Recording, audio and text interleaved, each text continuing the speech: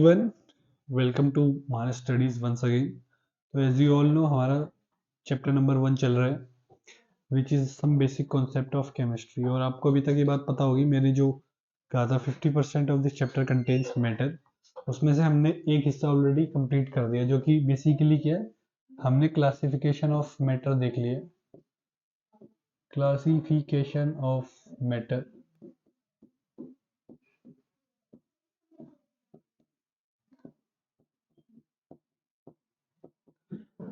ठीक है।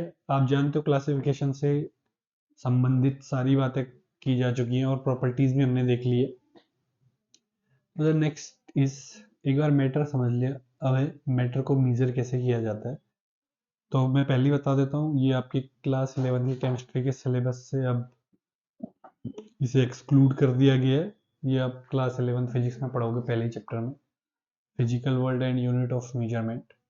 लेकिन फिर भी थोड़ा एलिमेंट्री आइडिया हम ले लेते हैं क्या होता है मैटर का मेजरमेंट। तो ज़्यादा डिटेल में मैं नहीं जा रहा, मैं यहाँ पर वही बात करता हूँ जो आपके एग्ज़ाम पॉइंट ऑफ व्यू को देखते हुए इम्पोर्टेंट है कि अराउंड 1960s के आसपास क्या हुआ था। यूपीएससी ने किसको इंट्रोड्यूस किया था?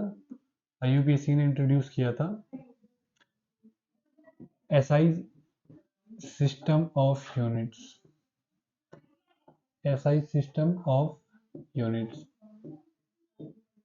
Standard international system of units, जो बेसिकली किसको फॉलो करता है, विच फॉलोज एमकेएस। तो यहाँ पर 7 उन्होंने क्या दी थी, बेस फिजिकल क्वांटिटी दी थी, ठीक है। और फिजिकल क्वांटिटी क्या होती है, फिजिकल क्वांटिटी को कैसे डिफाइन किया जा सकता है? तो फिजिकल क्वांटिटी को जनरली ये बोल दिया जाता है कि एक ऐसी क्वांटिटी जिसमें बेसिकली क्या होता है, दो कंपोनेंट होते हैं। एक कंपोनेंट क्या होता है, न्यूमेरिकल वैल्यू, एक होता है न्यूमेरिकल वैल्यू, साथ में उसकी क्या होती है, यूनिट। उसी को बेसिकली क्या बोल दिया जाता है, फिजिकल क्वांटिटी। तो 7 यहाँ पर आप देख सकते हो, बेस फिजिकल क्वांटिटी, आपकी एनसीईआरटी से ही, बुक से ही उठाया गया। सबसे पहले लेंथ है। यहाँ पर बेसिकली आप चाहते हो तो आप इसको नहीं भी याद कर सकते हो, इसकी कोई खास रिक्वायरमेंट नहीं है, आप बस ये याद करिएगा, base physical quantity, length, mass, time, electric current, then we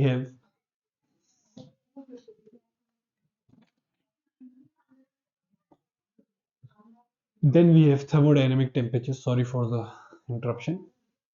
फिर हमारे पास क्या है, amount of substance, then we have, देखिए लेंथ है, mass, time, electric current, thermodynamic temperature, amount of substance, और आखिरी क्या है, ल्यूमिनियस इंटेंसिटी। ये आपको याद नहीं करना, ये इंपॉर्टेंट नहीं है आपके एग्जाम के लिए। आप ये बात याद रखेंगे कि अगर जो बेस फिजिकल क्वांटिटी है उसकी ऐसा यूनिट क्या होती है, जैसे लेंथ के लिए वी हैव मीटर और उसका रिप्रेजेंटेशन किससे कर दिया जाता है, स्मॉल एम से। देन वी हैव मास के लिए किलोग्राम है और रिप्रेजेंटेशन केजी, टाइम के लिए सेकंड है और कैसे रिप्रेजेंट करते हो आप, एस से कर सकते हो, एस ई सी। थर्मोडायनेमिक टेम्परेचर के लिए किसका इस्तेमाल किया जाता है, केल्विन का। इलेक्ट्रिक करंट के लिए एम्पेयर का। अमाउंट ऑफ सब्सटेंस, मोल। आप जानते हो आगे चल के खूब डिटेल डिस्कशन करना है मोल क्या होता है। At last we have luminous intensity. यहाँ पर मैं आपको एक इंपॉर्टेंट बात बता देता हूँ, जो आपका ल्यूमिनियस इंटेंसिटी है, ये केमिस्ट्री में तो ना के बराबर यूज होने वाला है, केमिस्ट्री से कोई लेना देना यहाँ पर नहीं है इसका। इसका ज़्यादा यूज बेसिकली आप कहाँ करते हो, फिजिक्स में ही करते हो। और फिजिक्स में भी जैसे एक डेडिकेटेड ब्रांच होती है फिजिक्स की, उसे क्या बोला जाता है, ऑप्टिकल स्पेक्ट्रोफोटोमेट्री, ठीक है। तो केमिस्ट्री में तो यूज नहीं होने वाला है, लेकिन क्या कहते हैं, 7 basic physical quantity given by UPSC थी, तो मैंने यहाँ पर उसको इंक्लूड कर दिया। इसका ज़्यादा इस्तेमाल कहाँ होता है, जनरली जैसे अगर हम बात करते हैं, अगर आपको इलेक्ट्रोमैग्नेटिक रेडिएशन एमिटिंग जो सोर्स होते हैं उनकी इंटेंसिटी को मेजर करना है, तो वहाँ पर किसका इस्तेमाल किया जाता है, ल्यूमिनियस इंटेंसिटी। जैसे फॉर एग्जांपल अगर हम ये देखना चाह रहे हैं कि कौन सा बल्ब ज़्यादा रोशनी देता है, तो अगर आपने कभी, जब भी आप बल्ब लेते हो CFL या LED, उसके कवर पे देखा होगा तो वहाँ पर हमेशा एक न्यूमेरिकल वैल्यू मेंशन होती है, 50 ल्यूमन लिखा होगा, 100 ल्यूमन लिखा होगा। वो बेसिकली क्या बताता है, किसी इलेक्ट्रिक बल्ब की लाइट को एमिट करने की इंटेंसिटी के बारे में बताता है। तो उसे क्या बोला जाता है, लुमिनस इंटेंसिटी। केमिस्ट्री में यूज नहीं वाला है, केमिस्ट्री में यूज नहीं होने वाला है। बेसिकली केमिस्ट्री में हमें 6 फिजिकल बेसिक फिजिकल क्वांटिटीज के साथ ही डील करना पड़ेगा। तो ये तो था थोड़ा सा एलिमेंट्री आइडिया रिगार्डिंग आपकी बेसिक फिजिकल क्वांटिटी। अब इसके बाद मैं यहाँ पर एक बात और लिख देता हूँ, जो आप इसके अलावा भी पढ़ते हो, जो जी एडवांस वाले बच्चे वो पढ़ेंगे, नीट और जेई मेंस वाले नहीं पढ़ेंगे, लेकिन आप फिजिक्स में जरूर पढ़ोगे, जो जेई मेंस पे या नीट में भी है, एसआई यूनिट्स के बारे में।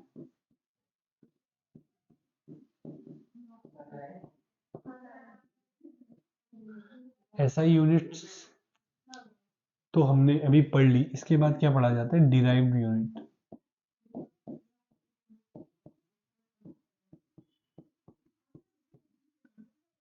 एज द नेम सजेस्ट, क्योंकि अब सारा हिस्सा किसका चलने वाला है, मैटर के मेजरमेंट का, तो यही देखा जाता है मैटर का मेजरमेंट करने के लिए क्या क्या एसेंशियल टूल्स होते हैं। ऐसा यूनिट हमने देख लिया। अगला क्या है, डिराइव्ड यूनिट।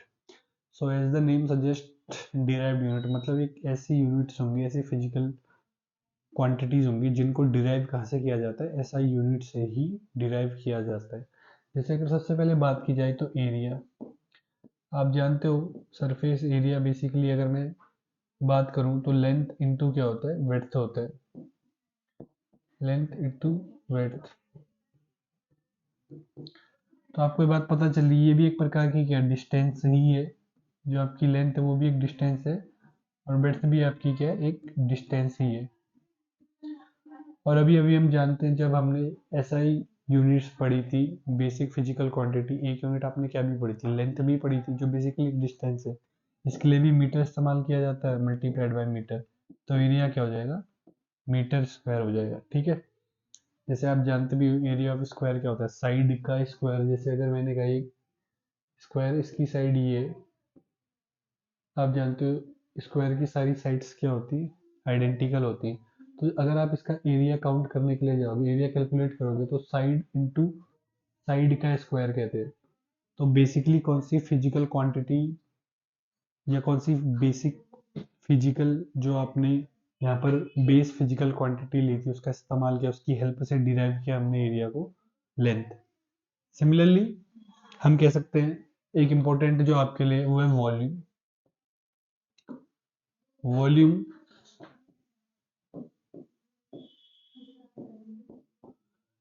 आप ये बात याद रखोगे, वॉल्यूम को जनरली क्या बोल दिया जाता है, surface area into length. Volume is basically surface area into length. और अभी अभी हमने एरिया के लिए क्या पढ़ा है, अगर मैं इसको लिखना चाहूँ तो लेंथ इनटू विड्थ, और दोबारा से क्या लिखा जा सकता है, height. Length into width into height लिखा जा सकता है। बेसिकली ये तीनों की तीनों अपने आप में क्या है, एक डिस्टेंस ही है। वी कैन से सबकी सब क्या है, डिस्टेंस ही है। ये भी एक डिस्टेंस है, ये भी एक डिस्टेंस ही है, और एच हाइट भी क्या है, एक डिस्टेंस ही। इसका मतलब जो वॉल्यूम होता है उसे भी कौन सी बेसिक फिजिकल क्वांटिटी से डिराइव किया जाता है, तो लेंथ से ही डिराइव किया जाता है। आप लेंथ को या डिस्टेंस कह सकते हो, 3 बार मल्टीप्लाई करोगे आपको क्या मिल जाएगा, वॉल्यूम मिल जाएगा। एक बात आपको याद रखनी है, 1 metre into 1 metre into 1 metre क्या होता है, 1000 लीटर। ये आगे आपके बहुत काम आने वाला है। आप फिजिकल केमिस्ट्री भी पढ़ोगे या फिजिक्स में भी पढ़ने वाले हो, तो जो भी आप कॉन्सेप्ट तो पढ़ लेते हो, वो टाइवर कॉन्सेप्ट आप पढ़ रहे हो, लेकिन यहाँ पर सबसे बड़ी दिक्कत ये होती है, आंसर आने आता नहीं इतनी आसानी से। क्यों, क्योंकि यूनिट का कन्वर्जन नहीं आता है। तो वॉल्यूम के लिए आप एक बात याद रखोगे, 1 metre into 1 metre into 1 metre क्या होता है, 1000 लीटर। साथ ही साथ आपको ये बात भी पता है, 1 metre is equal to 100 centimetre. तो अगर वैल्यू पुट करेंगे 100 centimetre into 100 centimetre into 100 centimetre क्या हो जाएगा, 1000 लीटर।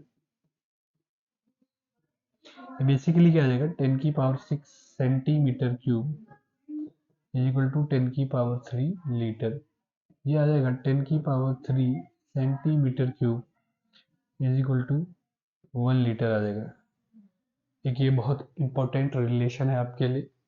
इसके अलावा आप जानते हो 1 लीटर इज बेसिकली 1000 ml, तो क्या लिखा जा सकता है 10 की power 3 centimetre cube is equal to 10 की power 3 ml. 1 centimeter cube, it means 1 centimeter cube is equal to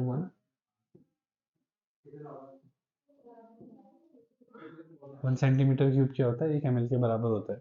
similarly आप ये बात भी याद रखोगे कि मैं यहाँ से एक दूसरा रिलेशन क्या डिराइव कर सकते हैं. आपको ये बात पता है 1 मीटर इज 10 डेसीमीटर, तो यहाँ से हम लिख सकते हैं 10 decimetre into 10 decimetre into 10 decimetre is equal to 10 की पावर 3 लीटर आ गया. यानी कि बेसिकली क्या आएगा 10 की power 3 decimetre cube is equal to 10 की पावर 3 लीटर. इससे ये कट गया यानी कि 1 decimetre cube is equal to 1 litre. ये दोनों रिलेशन आपके लिए बहुत इंपॉर्टेंट है. 1 decimetre cube is equal to 1 litre, साथ ही साथ 1 centimetre cube is equal to 1 ml. क्योंकि मैं यहाँ पर जनरली किसकी बात कर रहा हूँ, कौन सी डिराइव्ड यूनिट की मैंने बात कर रखी है, वॉल्यूम की बात कर रखी है. जब आप डेंसिटी पढ़ने जाते हो तो फॉर एग्जांपल जैसे ये देखिए डेंसिटी आप पढ़ोगे, क्योंकि केमिस्ट्री में तो नहीं है पहले चैप्टर में, लेकिन आगे चल के आपको उसकी ज़रूरत ज़रूर पड़ती है जब आप फॉर एग्जांपल थर्मोडायनेमिक्स पढ़ोगे.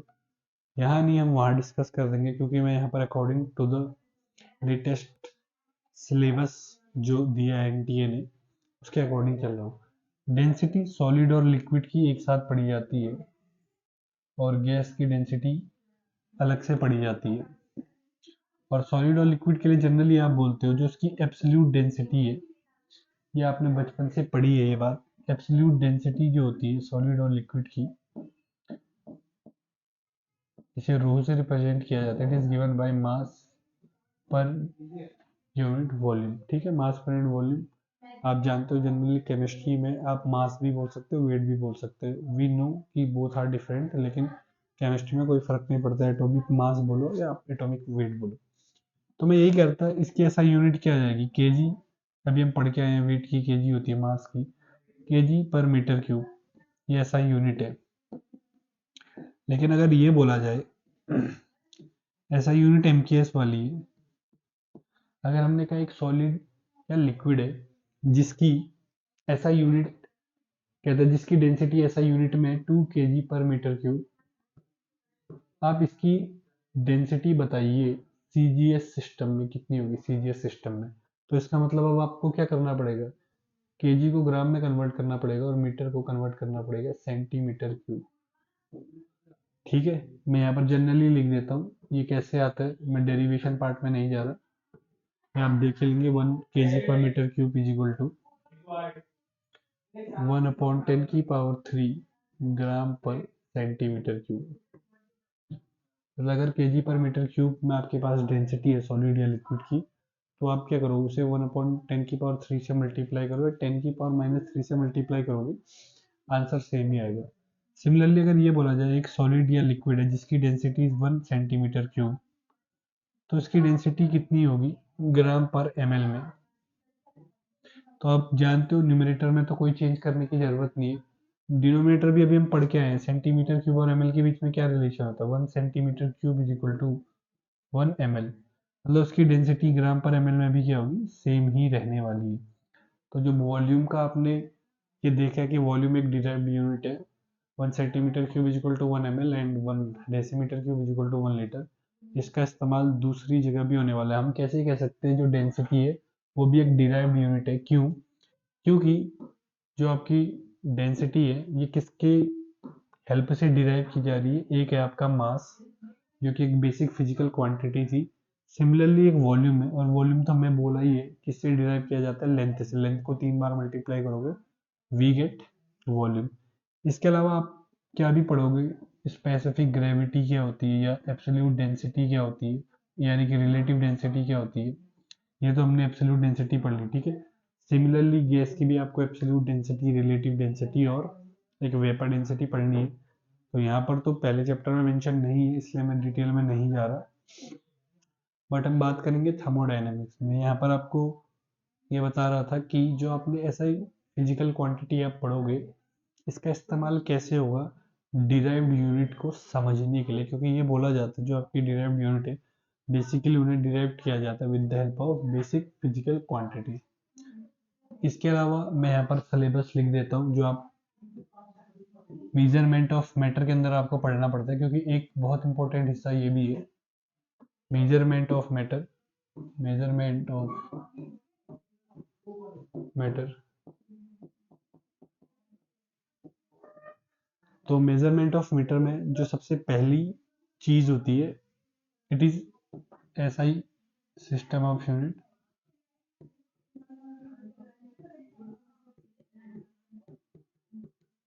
फिर आपको क्या पढ़ना पड़ता है डिराइव्ड यूनिट।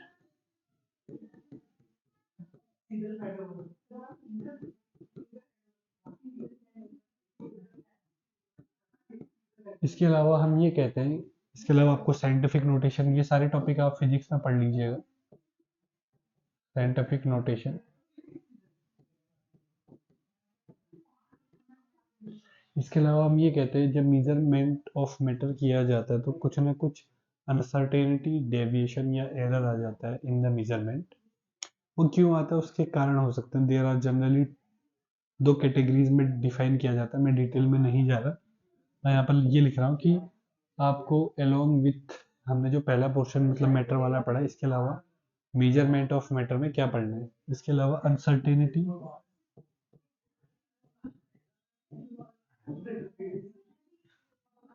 और एरर,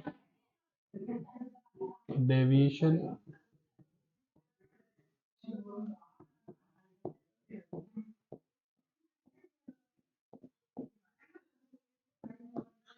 ये आपको पढ़ना पड़ेगा। साथ ही साथ आपको ये पढ़ना पड़ेगा सिग्निफिकेंट फिगर क्या होते हैं।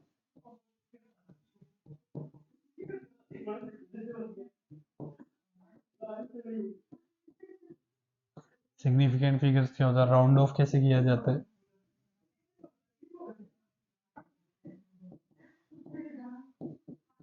प्रेसिजन एंड एक्यूरेसी क्या होती है,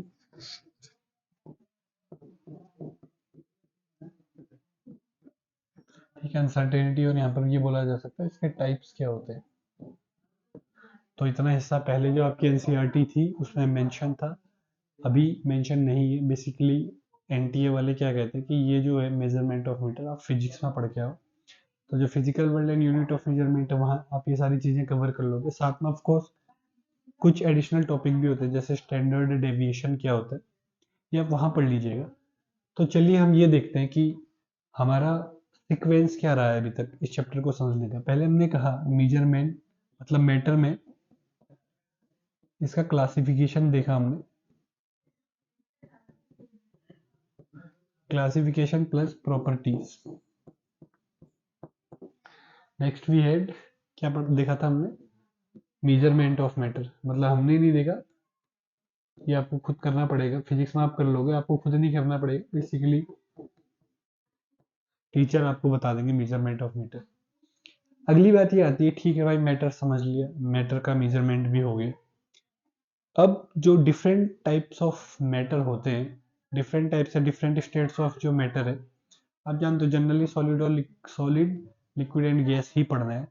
तो ये आपस में कंबाइन कैसे करते हैं ऑल दीज मैटर, मतलब अलग अलग टाइप का मैटर, वो सॉलिड है, लिक्विड है, गैस है, जब ये आपस में कंबाइन कर रहे होते हैं तो किन बातों का ध्यान रखा जाता है during the combination of the matter. तो इन्हीं को किसके थ्रू पढ़ा जाता है, ये आप बोल सकते हो जो combination of different type of matter है, it is govern through laws of chemical combination, laws of chemical combination. तो अब आपको बात समझ में, ये हमने पढ़ लिया, इसका हमने आइडिया ले लिया कि ये लॉज ऑफ केमिकल कॉम्बिनेशन। तो नेक्स्ट ये लॉज ऑफ केमिकल कॉम्बिनेशन। तो चलते हैं आगे। सबसे पहले आप देख सकते हो वी है लॉ ऑफ कंजर्वेशन ऑफ मास। ठीक है, अभी तक आप आई होप अगर आप सिंसियरली आपने हर एक वीडियो देखी है तो आपको पता चल रहा होगा चैप्टर का फ्लो क्या है। क्योंकि जब तक आपको ये नहीं पता चलेगा पढ़ना क्या है, आप रेंडमली कहीं से कोई भी टॉपिक उठा के पढ़ोगे तो कनेक्टिविटी नहीं रहती और आपका इंटरेस्ट भी कम होने लगता है। नेक्स्ट भी है लॉज ऑफ केमिकल कॉम्बिनेशन में सबसे पहला लॉ हमें कौन सा पढ़ना है, लॉ ऑफ कंजर्वेशन ऑफ मास। सबसे पहले आपको हर एक लॉ के रिगार्डिंग ये पता होना चाहिए कि किसने दिया था। तो इनको किसने दिया था, एंटोनी लॉरेंट लेवोइजर। ये बात आप जानते हो, he is also known as the father of modern day chemistry. इसके पीछे भी बहुत इंटरेस्टिंग स्टोरी है, अगर आपको पता है तो वेल एंड गुड, नहीं पता है तो तब भी ठीक है। Father of, he is known as father of modern day chemistry, father of modern chemistry. क्यों बोला जाता है इसके पीछे रीजन है, खैर छोड़िए। अब आपको ये बात पता है, अभी अभी आप जो बच्चे अभी 11th में, तो उन्होंने 10th में एक चैप्टर जरूर पढ़ा होगा, केमिकल रिएक्शंस एंड इक्वेशन। तो आज आपको ये आइडिया है कि केमिकल रिएक्शन क्या होती है। जनरली जो भी एक केमिकल रिएक्शन होती है बेसिकली भी है रिएक्टेंट है, ये किस में कन्वर्ट हो रहा होता है, ये कन्वर्ट हो रहा होता है प्रोडक्ट में, in the presence of energy का सोर्स होता है। एनर्जी क्या क्या भी हो सकती है, it can either achieved from heat से हो सकती है, थर्मल वाली हो सकती है, सनलाइट एचनी हो सकती है, या यहाँ पे कैटलिस्ट हो सकता है। आप एचनी वाली को जानते हो, फोटो केमिस्ट्री एक अलग ही ब्रांच है साइंस की, वहाँ डील किया जाता है फोटो केमिकल रिएक्शन के बारे में। आगे आप पढ़ोगे, जो बच्चे 12th में जिन्होंने ये पढ़ा होगा, method of preparation of alkyl halides या हेलो एल्किन्स फ्रॉम एल्केन, तो वो जानते हैं एल्केन का क्या किया जाता है, फोटो हेलोजिनेशन करवाया जाता है। Initiation, termination, initiation, propagation, chain termination, ये बच्चे जो बच्चे ऑलरेडी, ये बात जो बच्चे ऑलरेडी 12th में जानते हैं। तो हम ये कह रहे थे कि किसी केमिकल रिएक्शन में जनरली क्या होती है, reactant gets converted into the product. एक बेसिक अगर मैं लिखूं स्केलेटल किसी गिवन केमिकल रिएक्शन का, केमिकल रिएक्शन इक्वेशन में थोड़ा सा फर्क होता है, यू नो दिस। मैंने यहाँ पर अगर किसी केमिकल रिएक्शन या केमिकल इक्वेशन को अगर आप एक भी मान के चलोगे तो कुछ नहीं होगा, कुछ ज़्यादा डिफरेंस नहीं आएगा। फॉर एग्जाम्पल मैं यहाँ पर एक सबसे बेसिक केमिकल रिएक्शन लिख के चलता हूँ, जो आपने ऑलरेडी हमेशा पढ़ी, जैसे CaCO3 है, it is known as limestone. जब आप इसको हीट करते हैं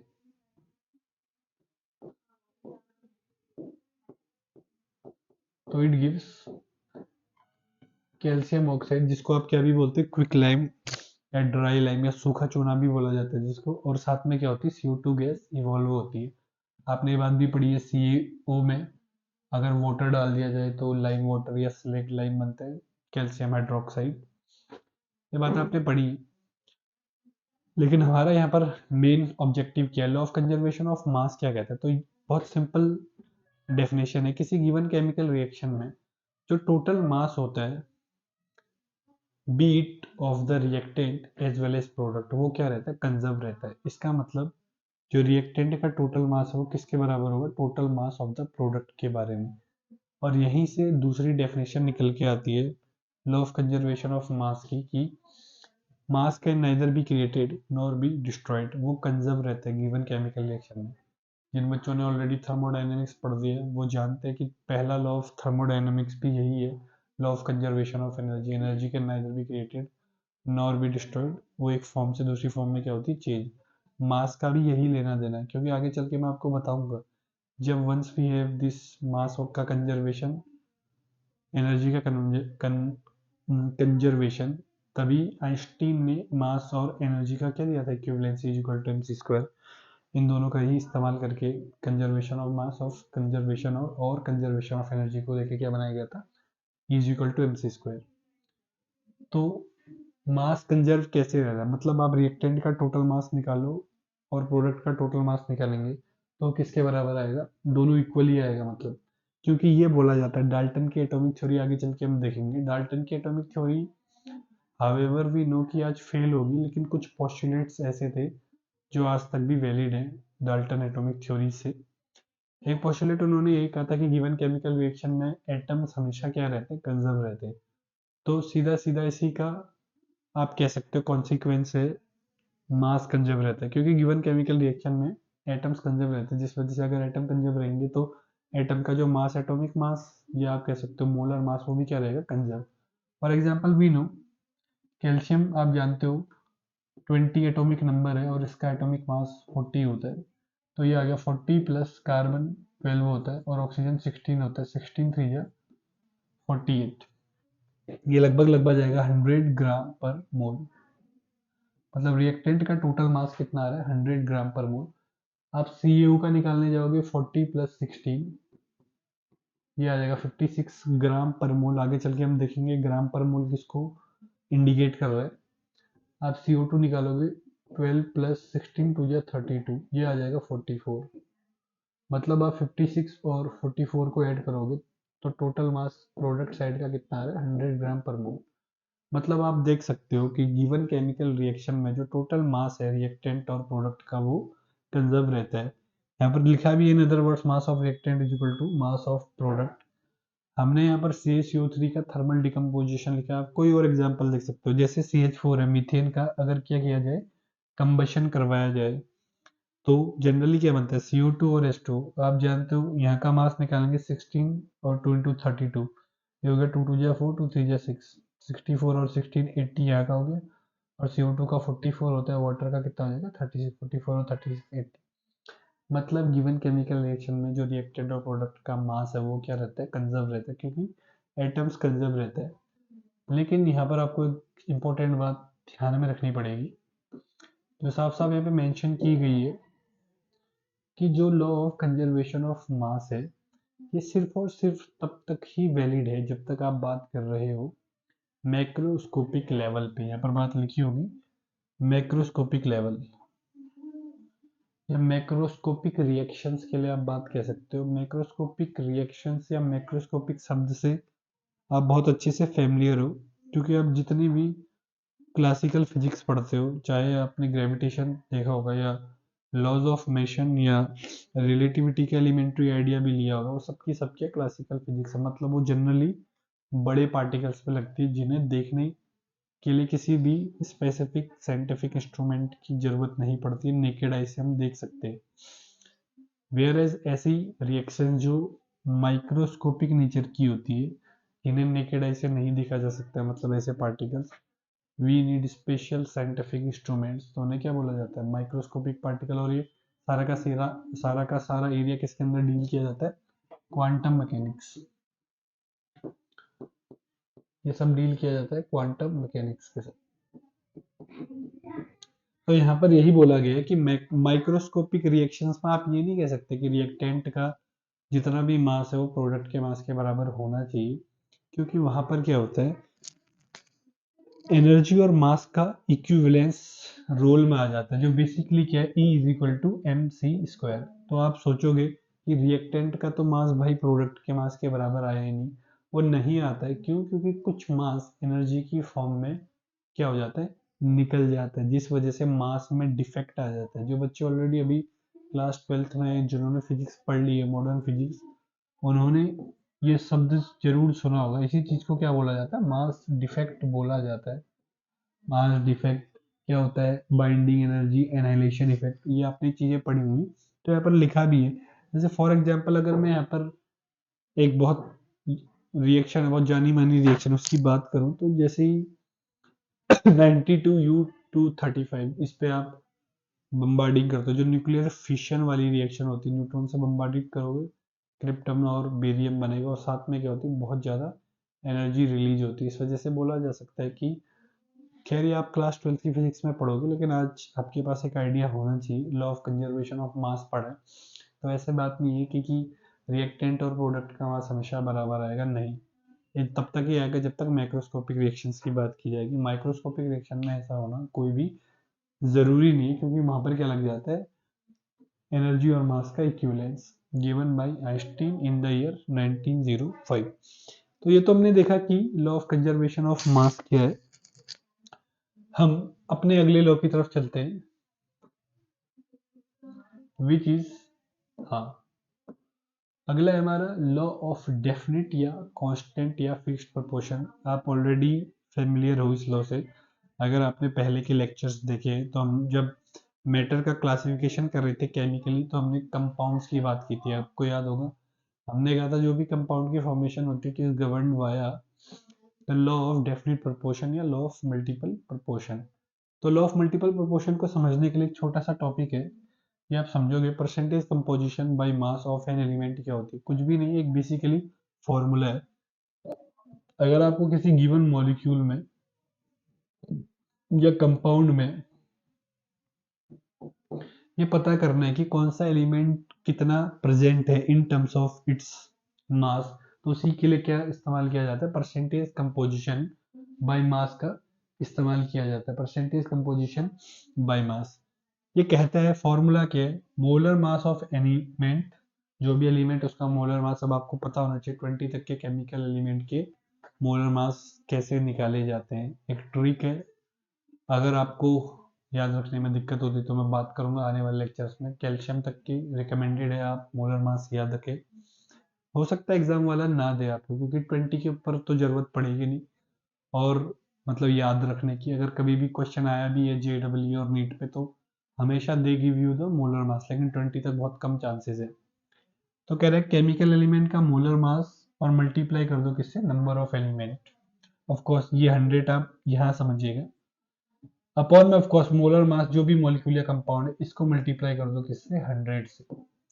एग्जाम्पल है, जैसे हमें ये पता करना है वाटर के अंदर हाइड्रोजन बाय मास कितना प्रेजेंट है, तो आप जानते हो hydrogen molar mass of element hydrogen का 1 होता है, क्यों, because we know hydrogen is 1H1 multiplied by element hydrogen के 2 है। मोलर मास ऑफ वाटर आगे चल के बात होगी इसके बारे में, हाइड्रोजन के element 2 multiplied by mass 1 plus oxygen 1 multiplied by 16, ये कितना हो जाएगा 18 ग्राम पर मोल, आप बोल सकते हो, जो कि मोलर मास होगा या ग्राम मोलिकुलर मास।